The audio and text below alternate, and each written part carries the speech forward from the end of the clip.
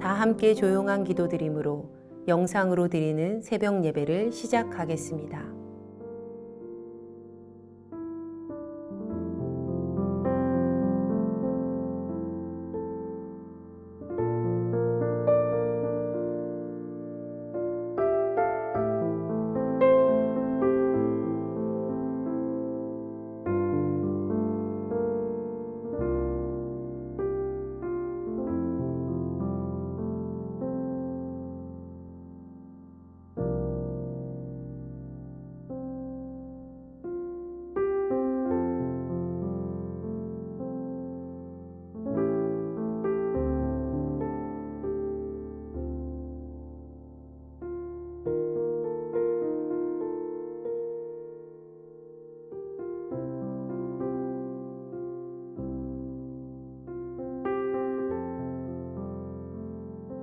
이제 주님 앞에 우리의 죄와 연약함을 고백하며 정결한 마음을 얻기 위해 기도합니다.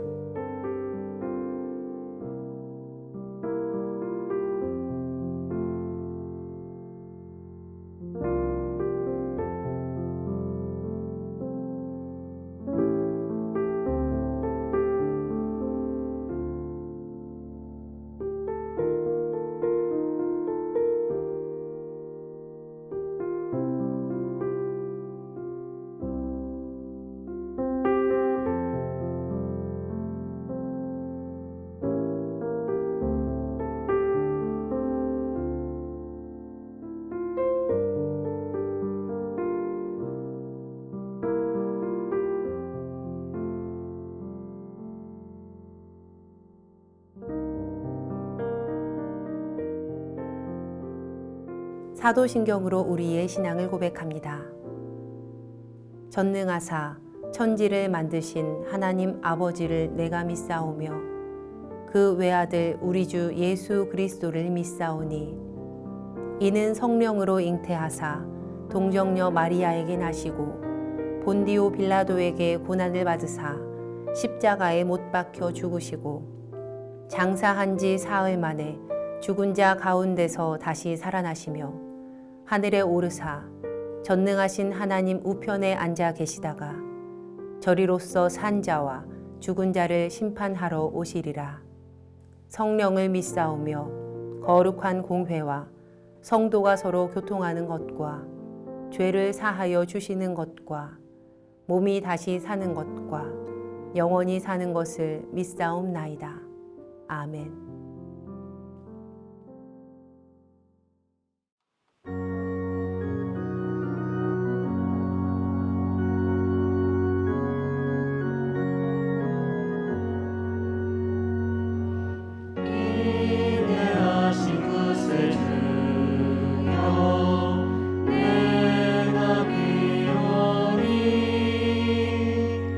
죄인 오라 하실 때에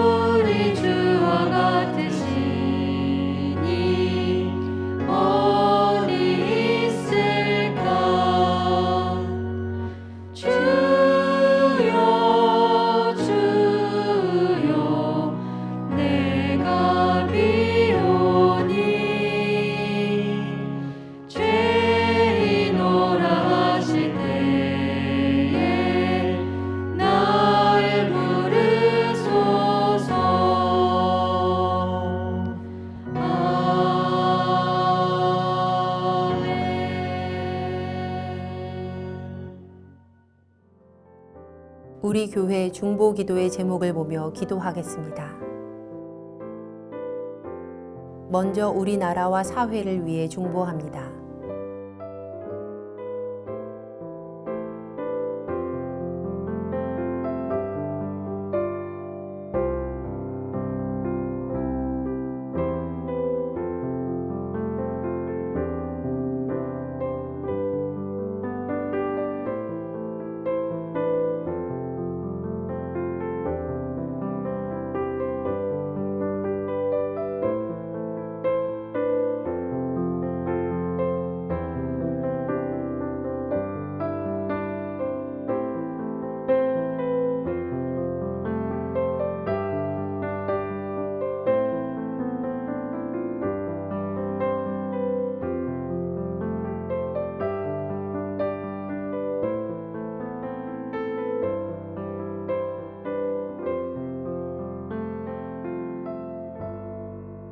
우리 교회와 진행 중인 리모델링을 위해 중보합니다.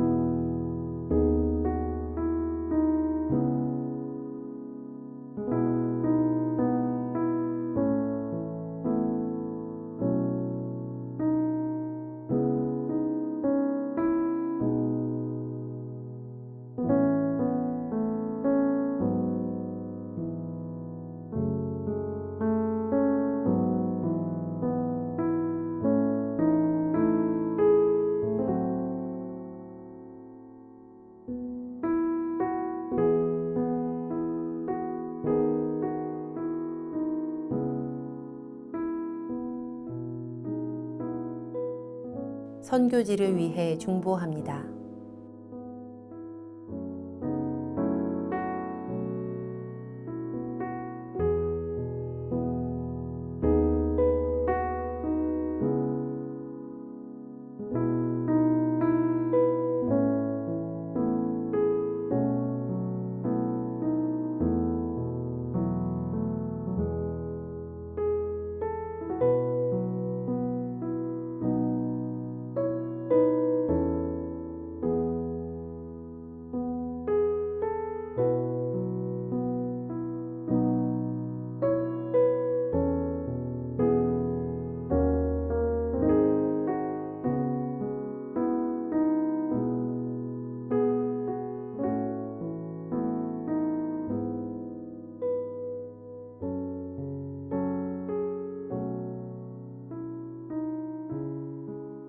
공동 기도문을 보며 한 목소리로 마무리 기도하겠습니다. 우리의 기도를 들으시는 하나님, 이 새벽 하루의 첫 시간을 주님께 드리게 하시니 감사합니다. 우리가 겸손히 마음을 모아 중보하오니 하나님의 선하심과 인자하심을 따라 가장 선한 것으로 응답하여 주시옵소서. 모든 중보의 제목이 하나님의 계획하심을 따라 간증의 열매로 맺힐 것을 믿습니다. 이제 하나님의 말씀을 묵상할 때 주의 자녀들에게 듣는 귀를 허락하시고 하나님의 놀라운 뜻을 깨닫게 하여 주시옵소서. 우리를 구원하신 예수님의 이름으로 기도합니다. 아멘. 오늘 우리에게 주시는 하나님의 말씀은 시편 66편 1절부터 9절까지의 말씀입니다. 온 땅이여 하나님께 즐거운 소리를 낼지어다.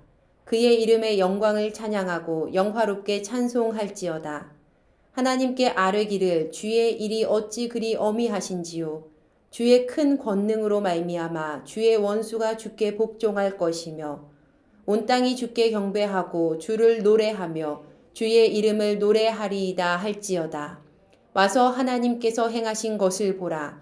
사람의 아들들에게 행하심이 어미하시도다. 하나님이 바다를 변하여 육지가 되게 하셨으므로 무리가 걸어서 강을 건너고 우리가 거기서 주로 말미암아 기뻐하였도다. 그가 그의 능력으로 영원히 다스리시며 그의 눈으로 나라들을 살피시나니 거역하는 자들은 교만하지 말지어다. 만민들아 우리 하나님을 송축하며 그의 찬양 소리를 들리게 할지어다. 그는 우리 영혼을 살려두시고 우리의 실족함을 허락하지 아니하시는 주시로다. 함께 말씀을 묵상하겠습니다.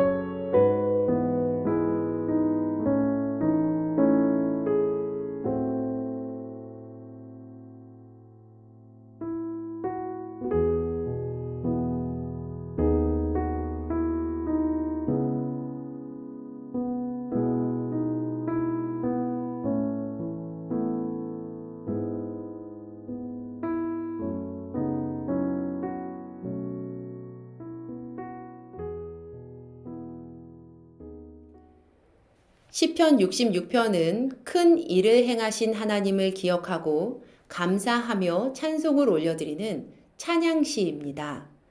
오늘 말씀은 하나님께 즐거운 소리를 내라, 찬양하고 찬송하라, 경배하고 노래하라, 송축하라는 내용이 주를 이루고 있습니다. 저는 오늘 설교를 준비하며 본문으로 삼은 9개의 구절을 크게 세 부분으로 나누어 보았습니다. 그런데 성도님들께서 가지고 계신 큐티책과는 아주 약간 다르게 나누어 보았어요. 바로 4절의 말씀을 두 번째 단락의 시작점으로 붙여본 건데요. 제가 나눠본 오늘 본문의 말씀은 첫 번째 단락은 1절부터 3절까지, 두 번째 단락은 4절에서 7절까지, 세 번째 단락은 8절부터 9절까지로 해보았습니다. 왜 이렇게 했느냐 하면요. 오늘 본문의 구조를 다음과 같이 보기를 원했기 때문입니다. 오늘 본문 1절부터 9절까지의 구조를 찬찬히 살펴보면 먼저 시인은 하나님을 찬양하라 라고 초대한 후에 이들이 왜 하나님을 찬양해야 하는지 이유에 대해서 말을 하고 있습니다. 첫 번째 단락에서 시인은 온 땅에게 하나님을 찬양하라고 초청합니다. 왜냐하면 3절 말씀에 하나님께서는 어미하시고 큰 권능 때문에 원수가 복종할 것이기 때문입니다. 여기서 어미하다는 것은 하나님의 영광스러움과 두려움에 대한 가슴 벅찬 표현입니다. 두 번째 단락에서 시인은 온 땅에게 하나님께 경배를 드리라고 노래하라고 초청을 합니다. 왜냐하면 하나님께서 바다를 육지로 변화시키시고 그분의 자녀가 그곳을 걸어서 건넜기 때문입니다. 성도님들 무엇이 떠오르시나요? 네, 출애굽의 사건입니다. 마지막 세 번째 단락에서 시인은요, 만민들에게 하나님을 송축하고 찬양하라고 초대합니다. 왜냐하면 하나님께서 영혼을 살리시고 실족하지 않게 하시기 때문입니다. 시편 66편의 시인은 원수도 복종할 하나님의 능력을 찬양하는 것으로 시작해서 과거 출애굽의 구원을 허락하신 하나님을 찬양하고 오늘 우리의 영혼을 살리시고 실족하지 않게 하신 하나님의 은혜를 찬양하고 있습니다.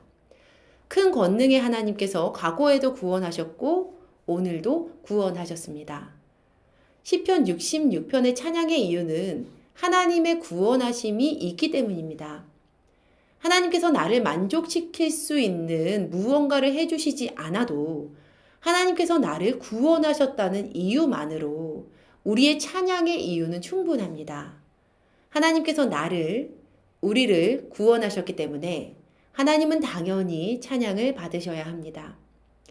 그리고 더욱 근본적으로 하나님께서 하나님이시라는 사실만으로도, 그냥 하나님이 계신 것만으로도 하나님은 우리의 찬양을 홀로 받으셔야만 합니다. 온 세상이 그렇게 해야 마땅해요. 오늘 본문에서 하나님을 찬양해야 하는 대상을 살펴보면요, 바로 온 땅과 만민입니다. 시인은 1절과 4절 말씀에서 온 땅에게, 8절에서 만민에게 이 일을 요청하고 있습니다. 지금 이렇게 선언하는 시인의 관점은 굉장히 넓은 관점이에요.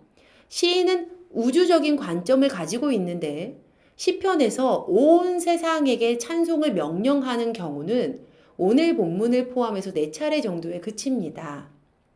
특별히 3절 말씀의 후반부를 보시면요, 주의 원수가 주께 복종할 것이며 라는 구절이 있습니다.